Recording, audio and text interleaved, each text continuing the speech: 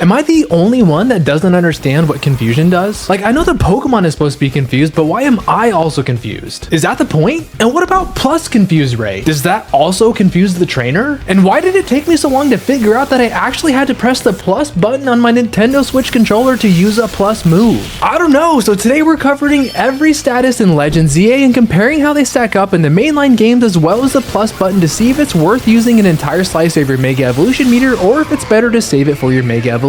I'll also be ranking the statuses and going over some fun facts along the way, so whether you're a competitive player or a casual player, this video is going to enhance your gameplay. So let's get started with confusion. Statuses in Legends ZA are a bit different than the other games and also much different than Legends Arceus. Some better, some worse, but it may come as no surprise that confusion is the worst status in ZA. And when I say worst here, I mean least effective, or the status that you should care the least about if you get inflicted. Confusion in the mainline games is a total coin flip. A 50% chance to possibly move or completely erase an entire turn by hitting yourself in confusion. Not sure if it's just my confusion luck, but it definitely feels higher than 50%. But in Legends ZA, I found that is no longer the case. And after hours of testing, trying to figure out if you can hit yourself in confusion in this game or if there's some kind of detriment, I have come to the following conclusion. Confusion results in your Pokemon doing this little jerky animation, and it is not detrimental in the slightest. Your Pokemon still follows you quite closely, retains the ability to dodge projectile moves, and there is no effect to this little circle thing when you command your Pokemon to use a move. But wait till you hear about the plus button. Yeah, the plus button doesn't really do much. It just creates a bigger area of effect, and there is literally no difference in the status itself. Not even how long the Pokemon is confused for. But there is one fun fact here that enables a powerful move to be used that is ordinarily off limits. Outrage. Outrage is quite powerful, being 120 base power, but usually has this drawback of being locked in for 2 to 3 turns followed by being confused. But since neither of those two things are disadvantages in ZA, feel free to trade Confuse Ray for Outrage in your loadout as soon as possible. F tier status, but A tier findings, knowing that Outrage is a much more viable move. Fun fact, did you know that you can still get confused when you use Outrage even if the opponent protects? Not that it matters, but it's still a fun fact. This next status I debated putting last here because it is the first non-volatile status we're talking about. And just to be clear, a volatile status refers to a status like Confusion that can be negated by switching in and out, while non-volatile refers to the status we've come to know and love that can only be cured with a specific item or the Pokemon Center. And the reason I almost put this status last is because if you get one of the non-volatile statuses, you cannot have another one. But you can be confused and frozen at the same time. Isn't that right, Austin Powers? But the worst non-volatile status is Paralysis. Similar to Confusion, but only a 30% chance, Paralysis has the potential to completely erase your turn while reducing your speed by half in the mainline games, which can be crippling. But in Legends ZA, my testing showed that it's not nearly as crippling as I once thought. Contrary to my initial thinking, Paralysis only reduces your movement speed. It doesn't affect charging time when attacking, erase any turns, or even affect your move cooldowns. The craziest part though is that even though your movement speed is reduced, you can still dodge projectile moves like how Lucario is dodging Moonblast. But the benefit is that if you're paralyzed, you can't also get poisoned, burned, or frozen. So it's probably a benefit in most cases because some of the statuses we're going to talk about are quite detrimental. Although the aesthetics of being paralyzed does bug me quite a bit. Also F tier, remove Thunderwave from your moveset immediately, and please don't waste your time on using plus Thunderwave. From my testing, it's not worth using an entire slice of your Mega Evolution meter because while plus Thunderwave does have a greater area of effect, the status doesn't change whatsoever when inflicted on your opponent. And you might be wondering why I'm obsessed with talking about the plus button in the first place. And I think that's fair, but it's because not only does the plus variation of attacking moves increase by 30% by my testing, but it sometimes changes the attack animation of a move completely. Like take Solar Beam for example, who normally has quite a long charge up time, now has an almost instant charge after hitting the plus button. Or even Future Sight, where the radius nearly doubles in size, and I'm curious if other moves have variations when used as a plus move as well. But anyways, the next status to talk about that completely sucks in Legends ZA is Sleep.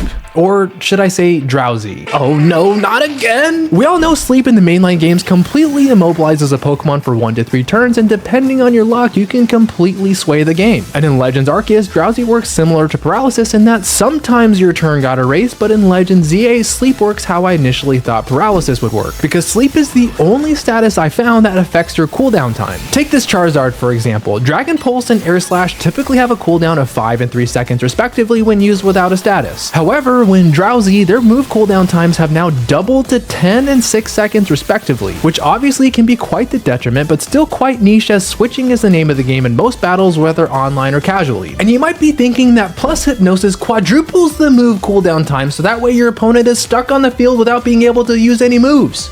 Well, you'd be wrong. Because similar to Plus Thunderwave, it only has a greater area of effect and has nothing to do with the status itself. I am considering this one C tier because I know there's a strategy where you can protect against an enemy trainer's super effective move and then use hypnosis so they can't use that move for a bit longer, which probably allows your protect to come off cooldown so that way you're able to protect against that super effective move again, but it's not like it's really game changing, and I don't think this has any carryover to competitive. Save your time on this status as well. Okay, so we're going to take a break from traditional statuses and we're going to go over some unique statuses specific to Legendsza. And my ask is that if you learn anything new in the upcoming section or enjoy the content at any time, to please consider subscribing. It's free, it really helps me out, and it lets me know that you want to see my upcoming video in a couple weeks about the best move of every type. But back to the video, the first honorable mention we're going to be talking about is Curse, the ghost type curse.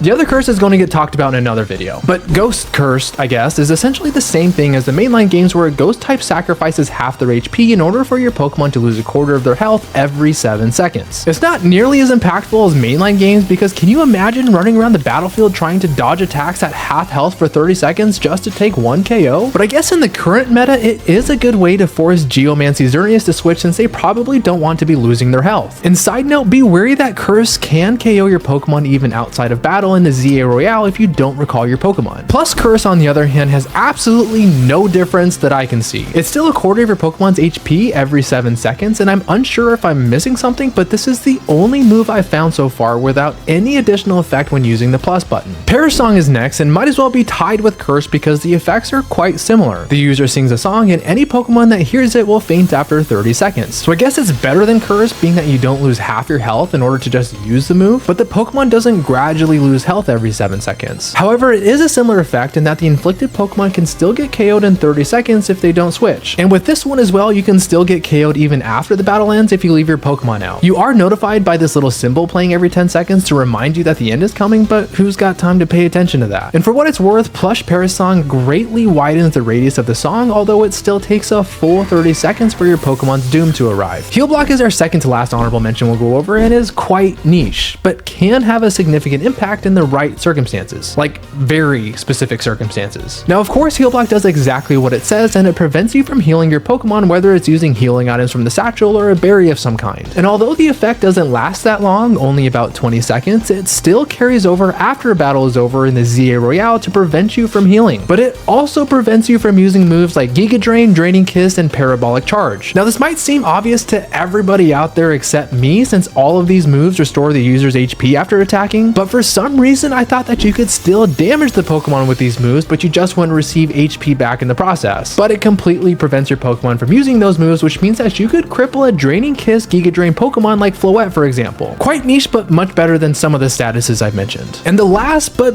best honorable mention to go over is Infestation. Now, I know it's crazy, the TM from the first gym leader in X and Y is the best status. Kind of, because this is honorable mention time, but it has a crazy effect. Not only does Infestation do residual damage every 3 seconds, but it also prevents you from switching for 20 seconds. Now, in a vacuum, this move is not very good, but if you combine it with a move like, let's say, Parasong and continuously use Infestation afterwards to prevent your opponent from switching, there's no option but to faint at this point. And this is totally possible too, because Infestation prevents the Pokemon from switching out for a full 20 seconds. And the cooldown is only 5 seconds, meaning you can spam Infestation to prevent your opponent from ever switching again. Now, I'm not sure how the strategy would work out competitively, although I'd love to try it or have someone try it out themselves and comment down below how effective it was. Watch Wolfie quit his BGC career just to become the first Paris Trapper in Legendsza. Wolfie com Paris.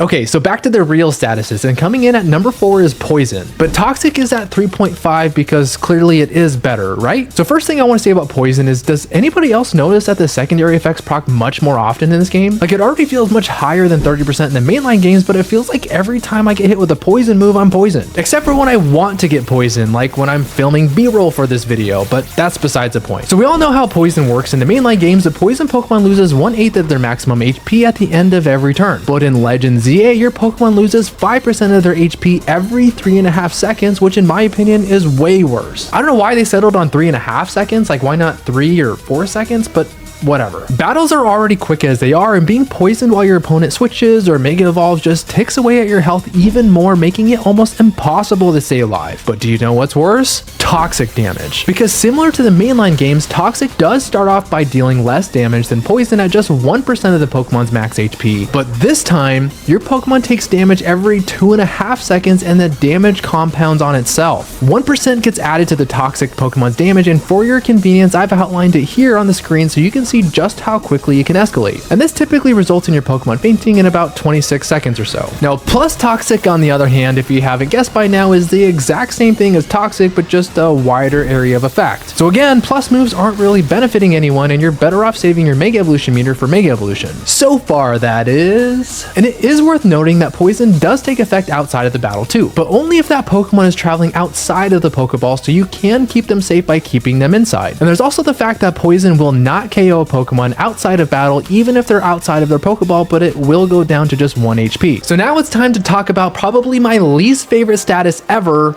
Burn. Burn works very similarly to the way it does today, except Will-O-Wisp has much more accuracy than the mainline games and will never have to worry about Aaron Cybertron Zang missing 4 Will-O-Wisp in a row again, probably. But besides the accuracy buff, Burn now deals 6% of the Pokemon's HP every 3.5 seconds. Why is it more than Poison in this game? But besides the shift in residual damage, Burn still does cut physical attackers' damage output by half. So in this example, Liquidation deals 63 damage on Heracross with a non-burnt Feraligatr, but after receiving the burn and a missed Liquidation or 2, Feraligatr only deals 30 damage. And this means 2 things. Number 1 is that physical attackers are still hindered by Burn. And number 2 is that damage rolls are still a thing in Legends ZA, as not every attack is going to deal the exact same amount of damage. Of all the statuses to inflict on your opponent, so far I think this is the only one worth noting, especially on a Mega Gyarados in competitive. I am going to put this status in A tier, and I'm not sure if I even have to say this at this point, but there's really no difference using Plus Will-O-Wisp either. So the second to last status we're going to be talking about that you may have guessed already is Freeze. Freeze in the mainline games is somehow only debilitating when you get frozen, because although you're supposed to have a 20% chance of thawing every turn, it feels like I have a 2% chance to thaw and my opponent has an 80% chance to thaw. But maybe that's just me. And I was hoping that Freeze from Legends Arceus would carry over in the sense that it would weaken special attackers' damage output by 50%, but nope. Freeze is exactly what you expected it to be. Your Pokemon is immobilized for a random amount of time and you can't do anything about it. Or so I thought.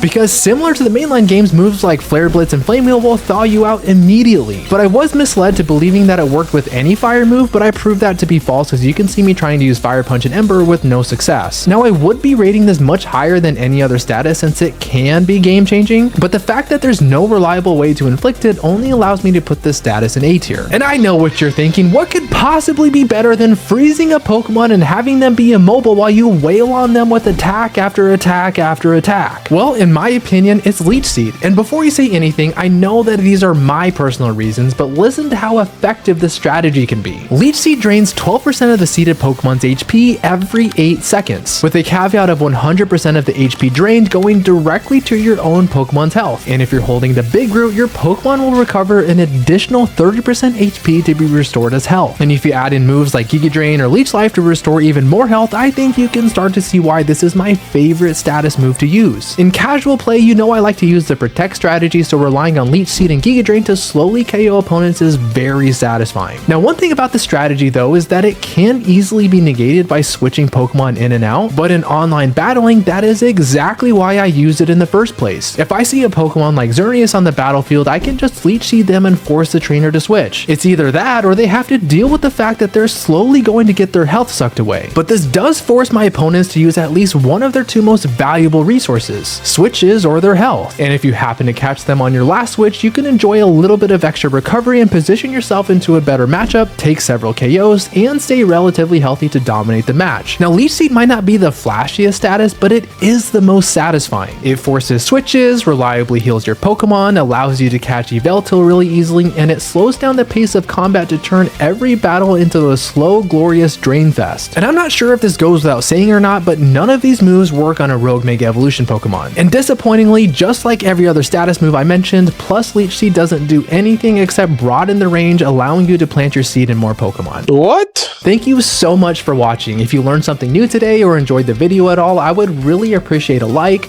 a comment, or even hyping up the video because I have so many more ideas on the way, such as my Kalos Nuzlocke coming next week, and the next week after that I'm covering the best moves of every type, so make sure you hit that sub button so you don't miss out. Also, thank you to everybody for supporting me on this content creation journey, and thank you so much for 10,000 subs. A lot of thank yous, I guess, but thank you again, and I'll see you all very, very soon.